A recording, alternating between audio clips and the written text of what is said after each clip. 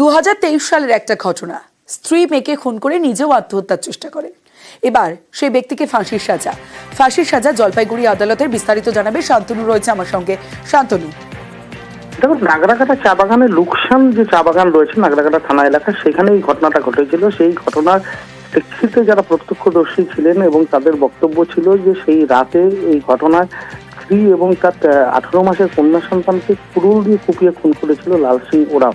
এই বাসিন্দা ছিলেন, তিনি বাগানে কাজ করতেন না, স্ত্রী তাও কিন্তু বাগানে কাজ করতেন এবং তার উপার্জিত অর্থ কিন্তু নেশা করতেন এই ভদ্রলোক।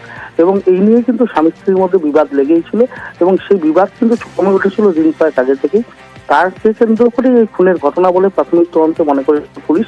এবং এরপরে 13 জন সাক্ষী এই ঘটনার সঙ্গে যুক্ত হয় এবং গত ডিসেম্বর মাসে কিন্তু মামলার চার্জশিট জমা করে পুলিশ এবং তারপর বিচার প্রক্রিয়া চলছিল। আজকে আদালত যেটা রায় দিয়েছেন এবং বলেছেন যে একটা নৃশংসতম ঘটনা, যেখানে 18 মাসের শিশু কন্যাকেও খুন করতে হাত পা কাঁপেনি এই অভিযুক্তর। পাশাপাশি এই ঘটনার পর নিজেকে এই গোটা ঘটনাকে ডাকাতি চক্রান্ত বলে একটা রূপ দেওয়ার চেষ্টা করে পুলিশকে বিভ্রান্ত করার চেষ্টা করা হয়েছিল, সেই ঘটনাও কিন্তু উল্লেখ করা হয়েছে।